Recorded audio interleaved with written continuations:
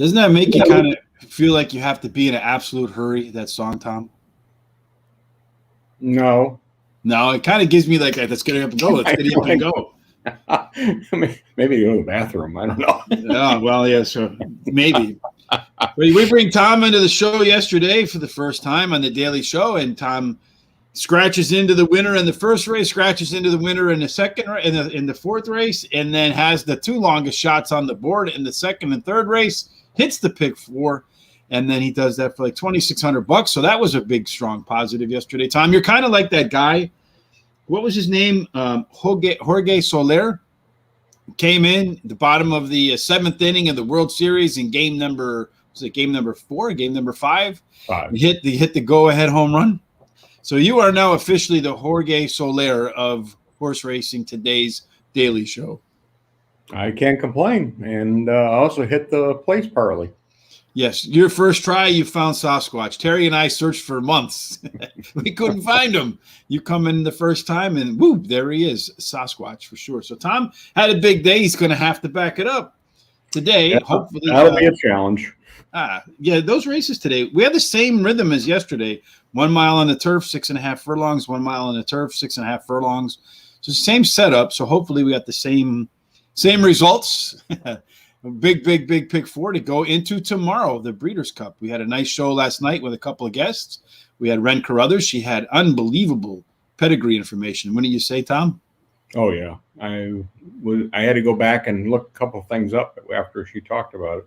Yeah, it was just you got to check that out. That's on Horse Racing Radar TV. You'll find it there under the Players Edge podcast. We also had on Steve Matthews from Newsday. He's always got some interesting takes on things, I would say. Wouldn't you agree, Tom? To say the least. Yes, indeed. And then Robert Tino Diodoro, who was a little bit short on words usually, but some good information there. And some good information pertaining to one of his horses that I think is running on Friday. Lone Rock, or maybe Saturday. I don't remember which day. Yeah, doing in the marathon. Mm-hmm. Is that Friday? I think it's Friday. I have to go look it up, but I think it's on Friday. So you got a little bit of inside information about Lone Rock there and why he didn't perform as well in the last race and why he might be doing a little bit better. And then we closed it out with Sarah from the Triple Clowns, and we had some good fun with Sarah. She had some good insights as well. So you want to go check that out for sure. They have a wonderful show with all sorts of people making picks for every single race at the Breeders' Cup. So make sure you look them up at DJ Nation and the Triple Clowns on YouTube. All right, Tom, let's get to the news of the day. And I've always find this kind of stuff funny because depending upon where you live, I guess, it has one impact or the other. But in Dorchester, so in Massachusetts, every time I see Dorchester, right away I immediately think, is this an English story? But this one's actually out of Boston area. You have a columnist who says, they got to take the horse racing funds and use that money to spend them on train stations, Tom. What do you think about that? Well, first of all, it isn't a lot of money to begin with. Right. I mean, let's face it, that's $20 million is kind of chump change when it comes to state government nonsense, especially when you're dealing with the kind of budgets that Massachusetts has. And they use that rounding error? Yeah, well, the other thing to remember is that they are still running Massachusetts-bred races. They run them at Finger Lakes, and I think they ran some at Fort Erie too. So they have restricted races still for those because they're still breeding there. It's not like that's gone away because there's no tracks being flat tracks. They're still standard bred, but there's still an industry there. It's not like it's completely gone away. Yeah, and I read before that they plan on allocating some of that money was all earmarked, or not earmarked, but just allocated towards the thoroughbred industry. And when Suffolk's Down closed, that was the end of that. And then now the money's sitting there, so to speak, and they can't even use it for the standard bred. So there's some folks in the state assembly that want to make an adjustment so they can use it. Some enterprising horse racing person ought to think about it. I just saw that Louisiana Downs sold for, what was it, $22 million or something like that? Mm-hmm. Somebody ought to think about opening up a track in Massachusetts to take advantage of that money. Well, there actually had been some talk of that. They were looking at one of the old fair circuit ones out in the Berkshires, and it kind of fell by the wayside, but that was the Stonage Group was looking at a casino using one of the old sites there. So it's been in the wings. It's just a matter of whether they actually do anything or not. Well, hopefully they get to it. On the other end of the spectrum, though, in Kentucky, you have Congressman Andy Barr, who opened, he put in reintroduced legislation, well, essentially saying, look, you got to treat horse racing like any other business and give us the same sort of depreciation schedule and the same sort of capital gain schedule that you give other businesses. And I can understand the representative of Kentucky wanting to do that because, well, horse racing and bourbon, outside of that, what else do they do in Kentucky, Tom? A lot of poverty. When I used to travel there down in Corbin in that area, the only thing that was there that was big was the State Department, and they had a facility there for handling calls and other stuff. But they were in that area. There was like nothing. No, nothing at all, huh? Yeah, I mean the industries, had basically left. Well, I know that the horse racing is a big part of the Kentucky landscape, history, and so forth. And I know they have the bourbon there too, for sure. But I'm sure they got great universities in, at Lexington, Kentucky University, Louisville, and there's got to be other stuff. Because I have read actually Kentucky is one of the states that's kind of growing right now in terms of population. People aren't leaving. Something has to be going on there. Well, the reason I mentioned Corbin is that's one of the planned sites for another track, for a standard track. So they are doing things there, horse racing wise. They're just looking to find out other ways to protect it better because it is a key industry in the state of Kentucky. Indeed, from the breeding to the races to all of the above in Kentucky, it's a big part of what they do. A big part of what we do on this show every day, even though he's not here right now, is Terry's best bet of the day. So I'm going to pull that up. Hopefully I put it on the right screen. I did, because usually, sometimes when I'm in a rush to put everything together, Tom, things don't necessarily end up where they're supposed to be. So Terry's best bet of the day today, folks, is at Churchill Downs. I don't know how his pick did yesterday. I forgot to check into it. I was busy putting together a 20-page PDF for the wagering guide over at Guaranteed Tip Sheet. A lot of information, a lot of time, a lot of energy in that. So you want to make sure you go over to guaranteedtipsheet.com. Take a look at that. If you're going to be betting the Breeders' Cup, get as much information as you can. I can assure you firsthand, there's a lot of information, thought, and work in that. But and you should mention that what the cost is if you don't have a subscription. I think it's like $45, but I don't really know, Tom, to be honest with you. Okay. I'm not 100% sure because it's all to me. I get in for free. Well, I mean, it's not necessarily free. I work for it, but it's I don't really know because I don't pay for it. So if I don't know the cost, I should probably know that. I'll look it up. Churchill Downs, race number 5. Sir Wellington is Terry's best bet. Comes to Churchill Downs for the first time and drops in class today. Likes the distance. Terry says he finishes in the money 40% of the time at the distance. Cowan came back from Dubai, and won his first race, which is kind of unusual, Tom. I think a lot of times when you see horses come back from the Middle East, they don't win that first race back. England, that's very rare to see a horse come back from Dubai and win. Sometimes, even placing, they don't necessarily do. And speaking, of course, of Medellin and Dubai, they just started racing. They race on Thursdays as one of their days. So we may have to look at that as one of our dailies. Yeah, we should take a look at that. I have to say, and I mean this in all sincerity, working with you on Fridays, when I went through the Breeders' Cup, the last year and a half, year or so of us guys working on this, meeting with jockeys and trainers and all sorts of other people in the industry, as I was going through all the past performances and the numbers, the international horses and all that stuff, getting prepped for this weekend for the Super Bowl. I read now, I asked yesterday, is the Breeders' Cup the All-Star game or is it what is it? And apparently, from what I've read online, it's the Super Bowl of horse racing. So according to the Super Bowl of horse racing, I've learned so much sitting with you, Terry, Sean, all the jockeys and trainers, that I was seeing things in the programs that I had not seen before, from the international horses to the way the horses are working out at the tracks to little number changes in the pace figures that we learned from Steve Matthews in the early part, middle part, late part of the races. I mean, so many different things that I was looking at. Hopefully it wasn't too many things, and it helped me pick some others. But anyway, the last horse of Terry's bet of the day is number 2, Flamingo Hawk.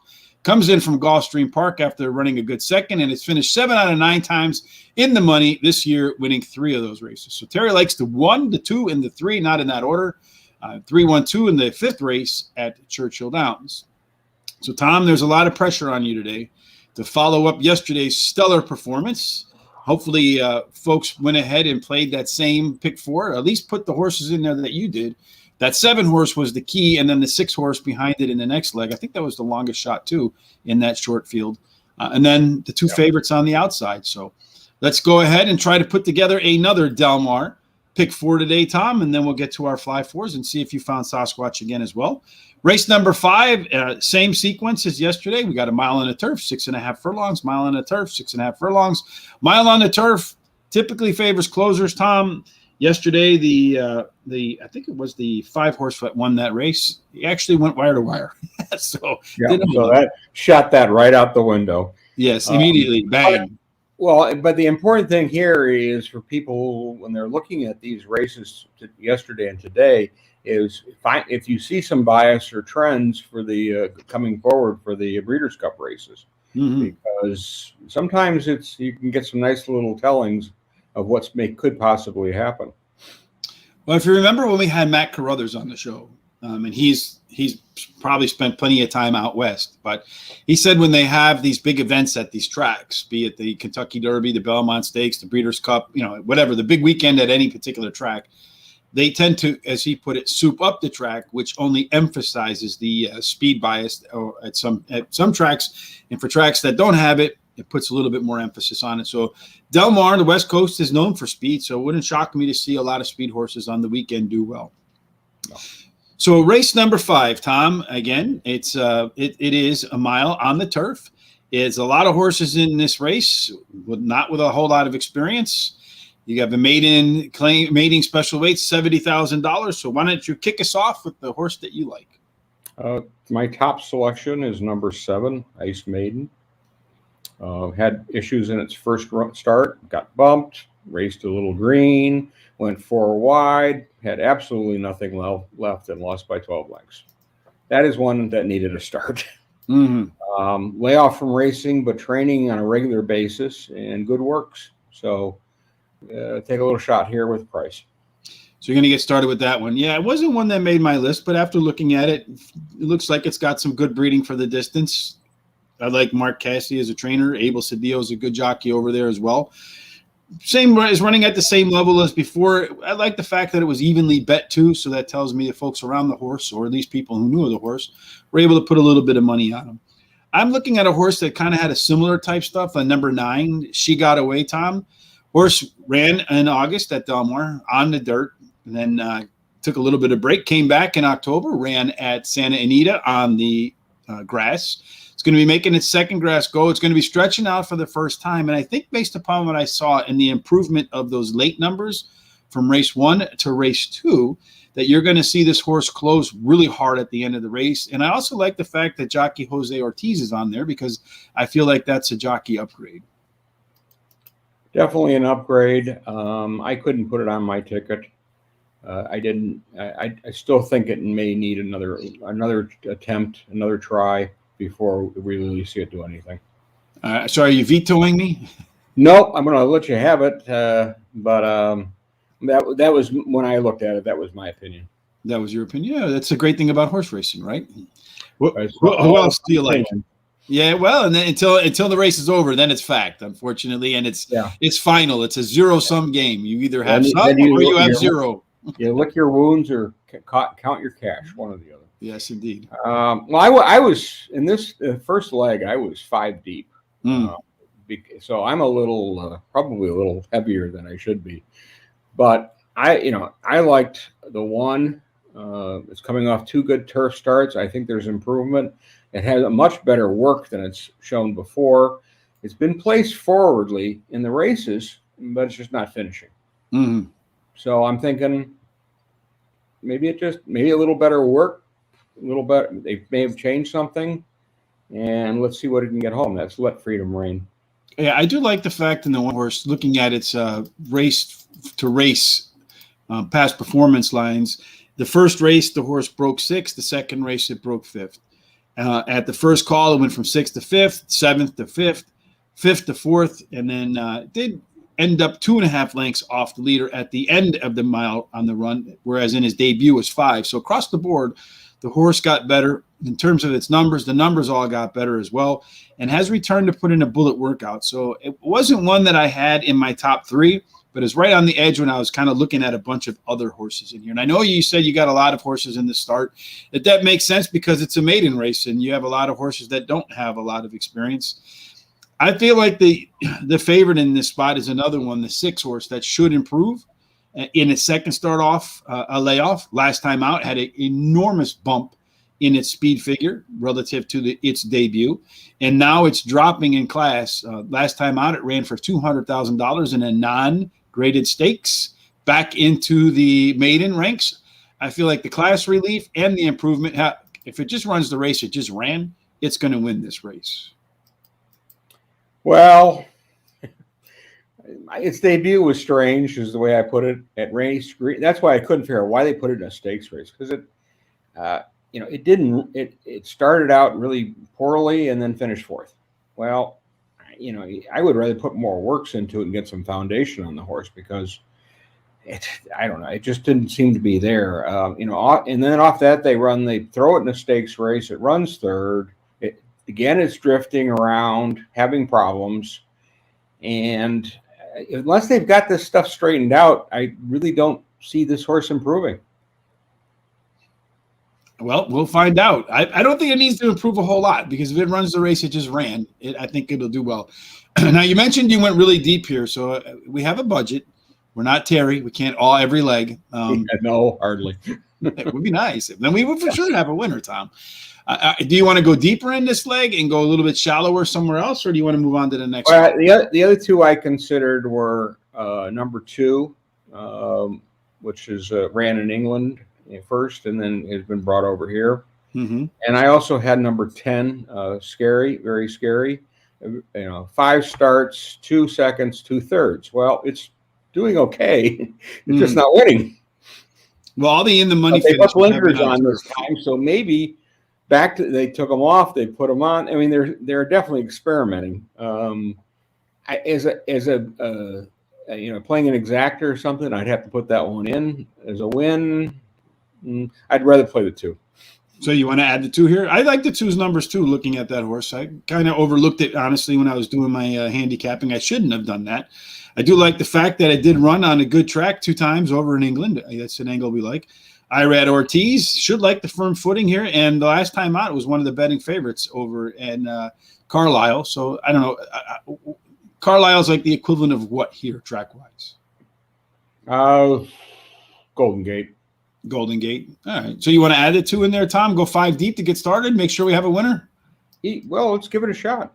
Well, I mean, can't make sure we have a winner. Probably the 4 horse wins. We have to. Well, that's the way it always. One we didn't even talk about. Probably. Yeah, that'll get us. They'll all scratch except the winner, right? Yes, indeed. All right. So the next race is a 6.5 furlong race. Tom, on the dirt. Obviously, it's going to be favor speed. Typically, it favors a little bit to the outside at Del Mar, but this is another maiden claiming. This is the bottom of the barrel, as we talked about yesterday. Maiden claiming $20,000, 3-year-olds and up. Any particular horse here that stands out to you, Tom? I have a single. All right. Number 7, Divinium. It's dropping from maiden with special weights to maiden claimer. Mm-hmm. It's raced in Texas, Louisiana, Kentucky, Oklahoma, with no really good results or anything like that. Morning line, though, is 6-1. They're taking the blinkers off, and they're putting Ricardo Santana Jr. up, and it's a Steve Asmussen. And they obviously want to get rid of this horse, so let's make some money and take a hike. Let somebody take care of the problems beyond if they claim it. If he's claimed, for sure. Yeah. A horse that's kind of interesting to me in here, Tom. I have a couple of them here that I like. I look at this is one of my favorite angles, but the horse hasn't run in a year, So, or more than a year. Well, since last July 4th, and that's Fenestra. The horse came out in its debut on July 4th, 2020, ran the first 6 furlongs. First 6 furlongs, was winning at 44-1, and then just crashed at the end of the race. Not literally. This time around, it's going to have Lasix. And one of my favorite angles on a horse is when it shows a ton of speed early in its career, and then it fades really late and then gets Lasix. A lot of times that Lasix is enough to get that horse to the finish line. I can't tell you how many times I've played that angle and it's worked. On top of that, you're looking at some of the workouts here at Del Mar. The workouts have been really strong of late coming into this race. I'm not usually I see a horse that's off for a year, I pass. But then I see the bullet work, I see the Lasix, I see the speed and fade angle, and I can't take myself away from it. I know it's the favorite, but it's worked so many times for me, I can't pass it up. Yeah, the thing with the Lasix for me, and the reason why I was going to pass on the horse was because of the gap in racing. Mm. Yeah, the works are okay and everything else, but if the horse is sound, why didn't they bring it right back with Lasix? Mm. So something obviously happened in that race that it ran, that it just was out of gas, and I'm kind of thinking that the same may happen today. Yeah, that's kind of why I wanted to pass too. But like I said, so many times I've seen that speed get Lasix and then win angle that it's hard for me to turn it off no matter what. So yeah, well, again, the time things for me. If they'd brought it back a month later or 2 months later, I probably would consider it. But because of the gap in time, that's where I really hesitated. You have to draw the line. I get it, Tom. Any other horse that you say you only like the single, the 7, but yeah, any others that you looked at? I couldn't get past. I mean, they're all a bunch of losers. Let's face it. This is not the best of fields, but they never are at this level. That's why there's such a challenge to handicap. So I just figured I'll take one and move on and see if it comes home. If I can get past this one, then I'm doing good, and if I don't, I don't. The other horse I was looking at here, Tom, is the 8 horse, Umberto Rispoli, one of the top jockeys out there in California. Last time, it's been running speed figures well above anything else that anybody else in this field has been able to produce so far. Just light years ahead. If it just runs the average race that it's run so far, safe combination, makes easy work. It is got the highest last race speed figure, dropping in class, one of my favorite things. And then on top of it, last time out, October 31st, did a 3 furlong workout, fastest of 20 in 35 seconds, which is pretty quick, Tom. It's very quick. And on that, because of the numbers, that one I really had to think about hard. But it is dropping like my choice is, and it's certainly got the numbers to suggest it could do something in this race. And I think this one I prefer over the favorite. Okay, so should we? Then we'll put the 8 in. We'll toss the 5 to the side and then hope it doesn't beat us, and that way we can keep our tickets. So if there's a scratch, we'll put the 5 in later, but we'll start with 2 horses, the 7 and the 8, because we don't want to go too deep because we'll end up spending way too much money and going way over budget. Race number 7 is the Let It Ride Stakes. It's a back to the mile on a turf. Tom, how did you start let me start this one. I have an interesting pick. Okay. And then this is another horse, Tom, that's been off for more than a year. Right? That's the 4 horse. Sonic Breeze ran last August of 2020. Finished 4th by 3 lengths. Race before that, it was a winner with Flavian Pratt and Irons at Los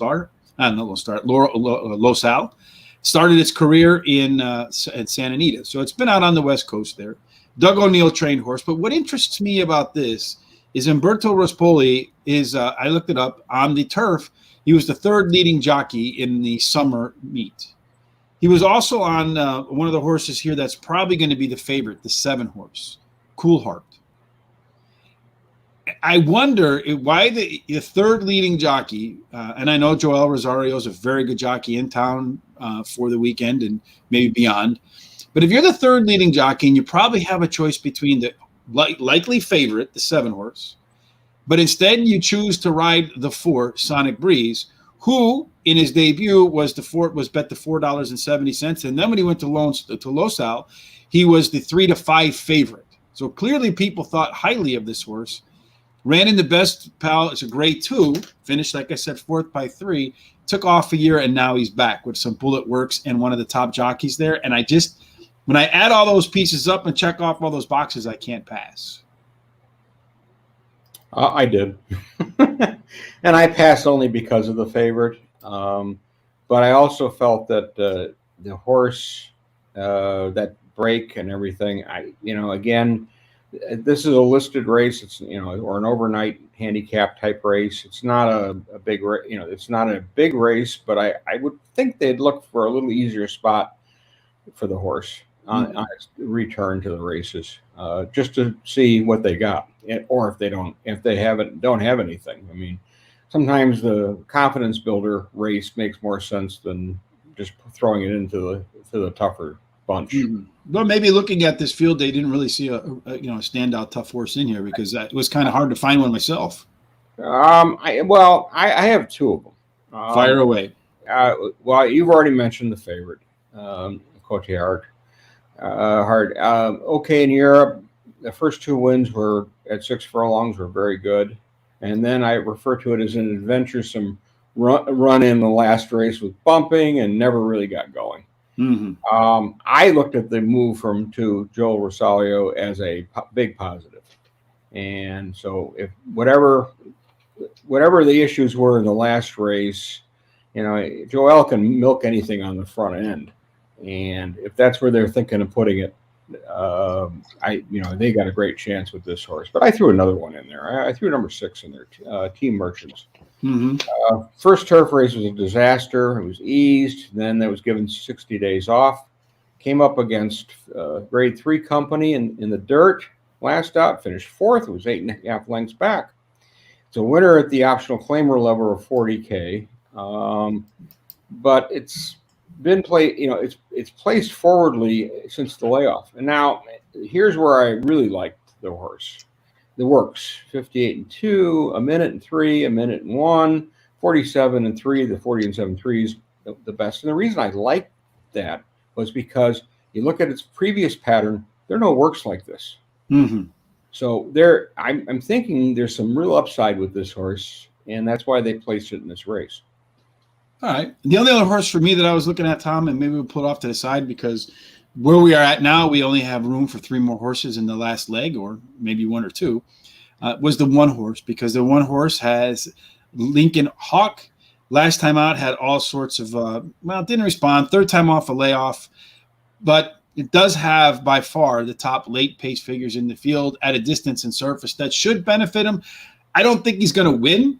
But I do feel like he'll probably be a part of the exotics at the end. So it's 1 horse that you might want to think about.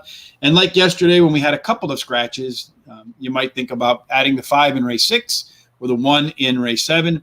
And again, if you're not a pick 4 player, take a look at these picks, these horses, and think about putting them in, as Tom said, in exactas, trifectas, daily doubles, those sorts of things, even horses to win. Hell, if you had played Tom's 7 horse to win yesterday in race number 6, that horse paid what, $80, Tom? Something like that? $85, yeah. Yeah, so just $5 on that, and you fattened up your bankroll for the Breeders' Cup. All right, final race, Tom, is race number 8. That is back to 6.5 furlongs on the dirt. This one is claiming 16,000 non-winners of 2 lifetime fillies and mares that are 3 years old and up. Again, speed should probably be the way in this particular spot, Tom. I'm going to start this time with the 1 horse as well, because last time out was the first time after a short layoff. Came back and ran one of its best races. It's going to be slightly off the pace, much like your 7 horse was yesterday. It's kind of what it reminded me of when I was looking at the past performances. And I expect the horse should be off the pace, but make a huge run late. I know that's against the speed bias. It's against the post bias. It's only 1 of 15. But that last race showed enough improvement for me, and now it gets a jockey upgrade. So I'm going to go ahead and see if I can catch it. Well, it won't be 40-1, but maybe 10-1. Well, I like the horse too. Okay, good. But my observation was, in watching the race, was it was the widest of all these horses in that race, and it still came in second.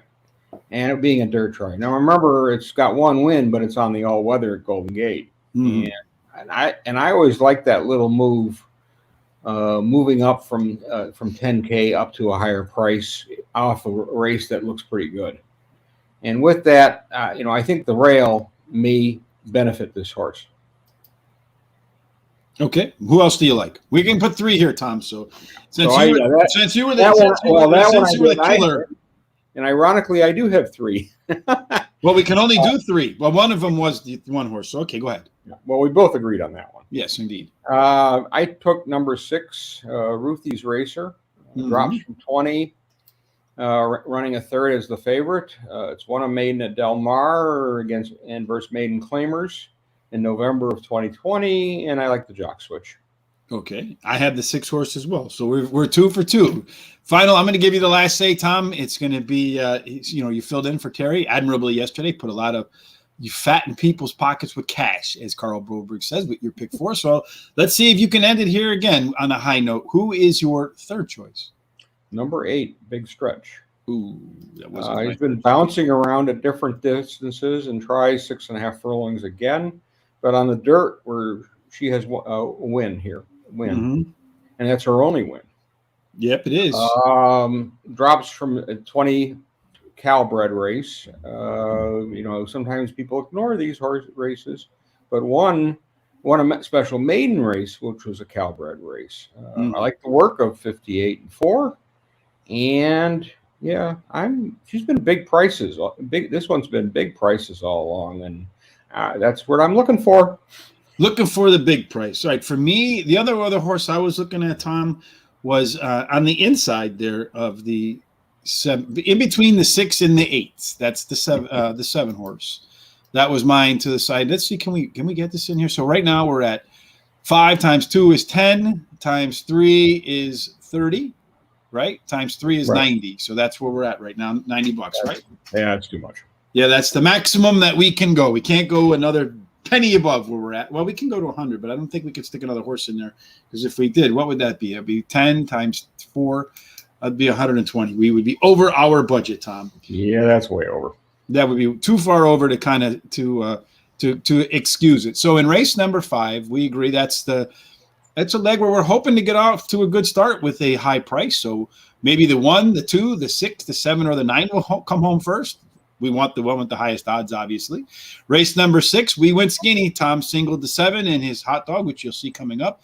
We both kind of like the 8. I kind of like the 5 horse because I just feel like that speed and Lasix angle, the only thing we both kind of allowed us to push it to the side was that you're off. But I did not allow that to happen in race number 7, because I do like the fact that the top grass jockey at Del Mar in this race, because Flavian's not there, decides to get off the 7 and ride the 4. I do like Joel Rosario in routes too, because like I said yesterday, that guy just seems to have the perfect, his horse just makes its move right at the right time all the time. They refer to it as clock in the head jockey, and I really think that him and Velasquez, they seem to just time it just perfectly. Yeah, I just noticed that he just seems to be able to get his horse right. I can't tell you how many times his horses beat me by a nose right at the wire, because that timing is just spot on. So 4, 6, 7 in race number 7, and on the way. And if you like, if you have a deeper pockets than Tom and I, you can add the 1 there. Race number 8, the 1, the 6, and the 8 with the 7 as an alternative. Again, take a look at some of these horses for your exactas, trifectas, even winning. Or you're across the board, however it is that you like to place your bets, because as you know, the odds of hitting a pick 4 are not the highest. In a 6, what is it? If you had a 10 horse field and every race, be 10 times 10 times 10 times 10. So you have a 1 in 1,000 or 10,000 chance of hitting it or something like that. Yeah. All right, Tom, let's go ahead and see how we played it on our own. On the hot dog pick 4, as Tom mentioned, he went real deep in that first leg. The 1, the 2, the 6, the 7, and the 10. We almost have all those horses except the 10 horse. I think I threw the 9 in there to mess it up. Race number 6, Tom has the 7. Race number 7, the 6 and 7. And in the final race, 1, 6, 8. So that ticket looks, our fly 4 looks a lot like yours. But, you got to defer to the hot guy. Yeah, well, staying within the budget, I'm a big person who believes in signaling in these races. So I look for value, but I also look for trying to save a few bucks in there too. And of course, it burns me at times, and sometimes it's successful. Yeah, indeed. If you hit the single, it makes the rest of the ticket a lot easier to pick. For me, race number 5, I went to 6, the 9, the 10. So Tom and I agree on the 6 and the 10. Race number 5, we have 5 and the 8. And then race number 7, so we don't agree. There's no way for Tom and I to hit the fly 4 and the hot dog pick 4s to come home 3 ways, because in race number 6 and 7, we have nothing that we agree on. And we're almost in agreement 2/3 of the way, like Meatloaf, 2 out of 3 ain't bad in the final race, Tom. So hopefully we can bring this home. Yours is $15. One thing I wanted to point out, and I read this in a couple of different books, which I feel like is an important thing to remember, is when you're making your pick 4 selections, one little trick that you can do is, I say you're playing a 50-cent pick 4. Take your top pick in every race and do a ticket with just the top pick for 50 cents.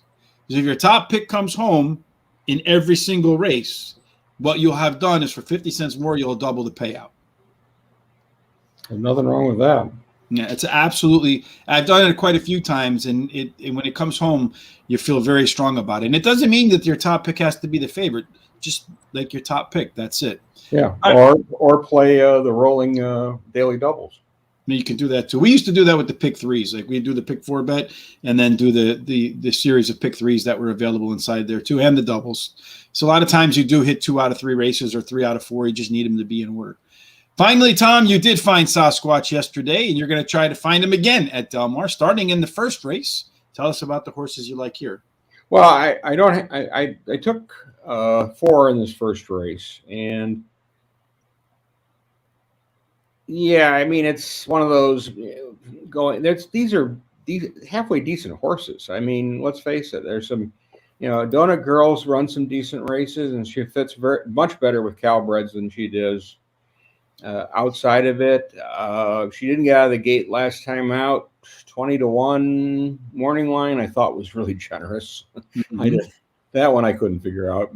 3 by wave by. It's a claim from Jonathan Wong. 2 starts back, and he put her into one of the 50K races that he didn't do much, and a starter allowance type. And then, then gave a layoff and brought it back at the 20 optional from the 32 claim. I think that's probably the right thing to do, because they've obviously they're not really happy with the performance or what they're getting in the morning. And it's been blocked at times in a lot of races. I think this jock, again, I do like Ricardo Santana up on this horse. I think that's a positive move. Number 6, Warren's Candy Girl. She likes to run second 5 times out of 10 starts. But she does have a win. She gives her effort. She gives good efforts in all her races. I mean, so that's really what I'm just looking for a lot of times. Just show me something.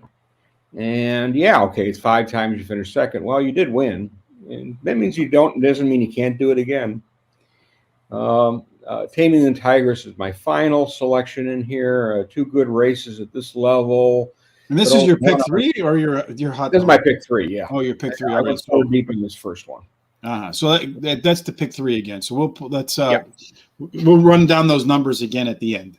Yes, and good work, 47 and 4.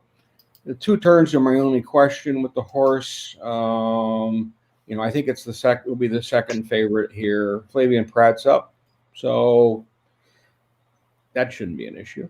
No, he's the best jockey there. So now we moved on to the second race, and I singled here. I picked PR Radio Star, claimed by Steve Nat for 20. He has a really good record of, first off, the claim of 20%. And when he's doing a class dropper, it's 33%. So and he only did this 3 times last year in the last 365 days. So to me, that's an angle that I really like. Plus, I think the horse is decent. Mm-hmm. So looking at that, I had to single it. And then finally, I went again 4 deep in my third. I took the 2 Commandery. It's never been out of the money. 2 wins, 2 seconds, 1/3. It's going for 3 in a row here. It just got up last time out. The layoff is a concern because it hasn't raced since January. But the works are good. The field doesn't appear to be that tough, but who knows? The next one is 3, Tilted Tower. Always a nice angle to play off a claim by Mike Baker, who's putting IRID-RTs up. Good speed numbers, likes the front end. And then when they claimed it, I like the works that they put into the horse. 46-2 in a minute and 2. So that I actually made a comment saying this could have been my single too. 6, Mike's Tisnow, got a lot of speed. Could take him 5 furlongs, but drops from 100K. But really where its success has been is up on Golden Gate. So it'll be the front runner without question in my mind. Jerry likes those Golden Gate horses coming down the south. Yeah, 36 is a nice work, and it's definitely going to show speed without question. 8, Texas Wedge is my final one for this race. Really not much this year. No win, but it's also been running against some pretty good horses. It's been at the listed and graded stakes level. So now it's dropping into here to race against this bunch. It lost to Chaos Theory, who's an AE for one of the Breeders' Cup races, and it beat Mike's Tisnow in that same race. So, I think it'll sit behind the front runner, and I think that may give it a chance to win. So you see down there, I put it up, and this is Tom's pick 3, starting in race number 1, the 2, the 3, the 6, the 8. Race 2, he soloed up the 4. Race 3, the 2, the 3, the 6, and the 8. So it's just a symmetry: 2, 3, 6, 8, 4, 2, 3, 6, 8. Yeah, that's the way it looks to me, and hopefully I'll get, for an $8 investment, we'll see what happens. Yeah, so the only race we don't have covered is race 4, right? So we got the 1, 2, 3 in the front end, and race 5, 6, 7, and 8 on the backside. So the only homework you need to do, folks, is on race number 4, unless Tom has it in his. Well, by the way, we can go back. According to Terry, we only spent $45 in that. So in our fly 4, so we can pick one more horse somewhere else. 5 times 2 is 10 times 3. Yeah, so it's divided by 2. So that was at $1. So do you want to put the 1 in race number 7 or the 7 in race number 8? I'm gonna let you make the decision there. Oh, you're gonna do it to me because I think we leaned a little more heavy on me, and that's probably not a good thing. I think it's a good thing after yesterday. You got to roll with who's. Well, that's why I'm saying that after yesterday. In basketball, like if you ever play basketball and someone's hot and they're making shots, man, you just feed them the ball. That's it. I'm just feeding you the ball. You're like Ray Allen when Ray Allen was on fire. You could just make those 3 with your eyes closed, Tom. Yeah, well, I had to pick between those 2. I take the 1. All right, so we'll put the 1 in there. We'll go with Tom. You're the guest, and you always have to defer to the guest, right? When you're the host, so we have to make sure we defer to you. So there we go. We updated our fly 4 to include the 1 in race number 7. Again, this is Delmar. That's our fly 4. Terry can't be here, but he's making sure our math is right. Yeah, well. Our picks might not be any good. Our math might not be any good. Somebody has to do it because we suck at it, right? The math is not there. All right. So finally, not finally, but one last thing. Here are our 3P parlays. These are horses that Tom and I identified. And the way it basically works is you bet the horse to come in place, and then you press your bet. So Tom likes the 5 in race 1, as he mentioned. Race number 4, we do have race number 4 covered with Tom's 2 there, Surfing Star. And then race number 8. So every single race at Delmar today, we have a pick. I went to Gulfstream. We're going wild and crazy here. Just nutty. Just Terry's away, and Tom and Rich play. So in race number, I'm at Gulfstream. These are our best bets at Guaranteed Tip Sheet. Race 4, the 6-horse Palomita. Race 7, She Nasty. There's no she's in there. And then in race number 8, KC Chiefs. So it must be the Kansas City Chiefs for sure. Finally, before we let you go, I did mention Guaranteed Tip Sheet. I did mention that we did a ton of work to put together a 20-page PDF, and this is kind of what it looks like. This is the first race tomorrow. It's the Gold Mile Stakes, race number 2. Here you have the top contenders. You see Degree of Risk, Ready to Perform like a cat. Boise. We cover early speed. We cover the stalkers, the closers, the early track bias, how it's going to play off, the distance and surface, the way that the distance and surface tend to play. We make our picks, make some and some suggested wagers and so forth. So that 20 pages of that on every single race that covers $100,000 of stake money or beyond. So that, make sure you head over to Guaranteed Tip Sheet so you're prepared for Friday and Saturday.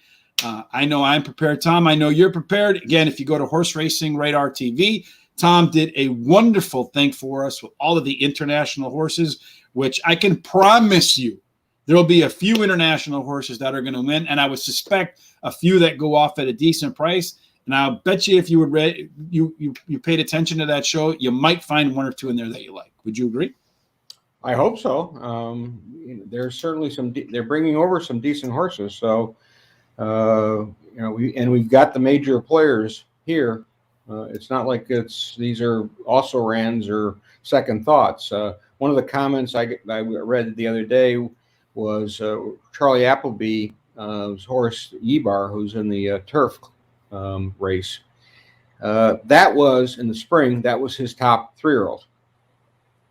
Didn't quite work out that way, did it? No. Hurricane Lane and Ebar. Ebar now is starting to round to form. So I thought that was a really interesting observation that I had missed.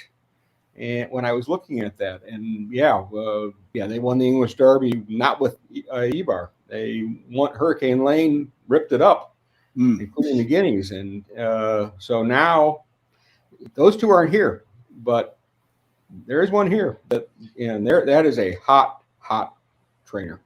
Yeah, and you mentioned too that he said that Space Blues was the horse that he felt like he had the best chance to win with. So these are the type of things that Tom digs into on the international scene. That's why Tom and I do a Friday show. We won't be doing a Friday show tomorrow, obviously, because tomorrow is the Breeders' Cup. I will go live, most likely, with all of the Breeders' Cup races, so on Friday and Saturday, detailing some of the track biases, some of the horses we like, why we don't like them, running through some of the positives and negatives for the international horses and all horses, and then we'll hang out together, we'll talk horses, make picks, and see if we can cash some tickets, right, Tom?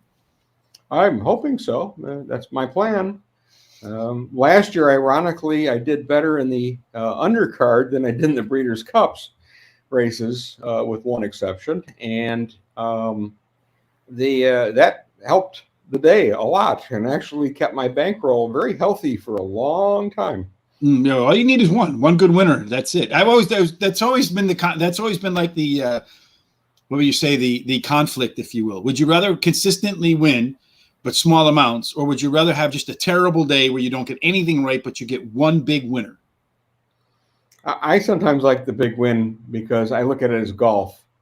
You have that one beautiful 50-foot putt that you put in, and it makes you want to go back. And the rest of the day, you could have.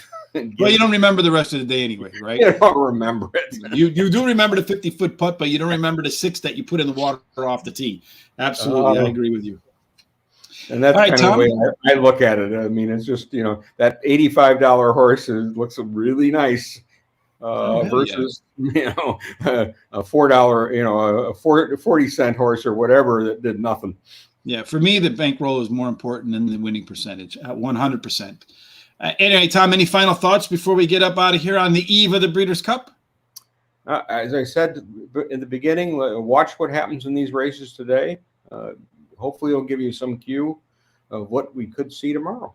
Yeah, I would expect that's and also on Saturday, because granted, the Friday card is the juveniles, and anything can happen with 2-year-olds. But we do have undercard races that you want to take a look at, and the undercard on Saturday is really strong. We've got great races in there, and horses like Princess Grace is running, and so I mean, there's some top quality. Tis Magical is running. I mean, there's some top horses in those races that easily could have been considered for Breeders' Cup races, but they've opted to, either not take on Gamine or whatever. Well, we talked with Robertino Diodoro last night. One of his horses in one of those races, Lone Rock, and he said that in the race when he ran at Belmont, he was injured. He had like a little hoof problem, and now he says that's all cleared up. So there's and so I think that last race might find bettors walking away from him. So his odds might be higher than they ought to be because he says the horse is really sharp and ready to go. And that's straight from the trainer's mouth. In any case, folks, what I always try to do in these races, these big days, I try to start the day off by like the higher probability bets, like the exactas and stuff like that, win bets, to see if I can't build my bankroll. And as my bankroll grows, then I start to expand into the pick threes, pick fours, and the bets that you can have bigger payoffs but also cost money. So I want to use the house money to try to make more money. That's always been my plan. Sometimes it works and sometimes it doesn't. Tom? You buy garbage cans. Yeah, well, that's all right. It's the game, right? And then you go back and you try to figure out why you bought the garbage can and you learn. That's the beauty of it all. Tom, it's been my pleasure working with you today and yesterday. Hopefully, I'll cash a ticket today, thanks to you, because we leaned heavily on you for the Fly 4. Tom, we appreciate it. As always, folks, have a great Thursday. May all of your bets today be winners, and may all of your Breeders' Cup, Tom, may their picks end up in the winner circle. Absolutely. Have a fantastic Thursday.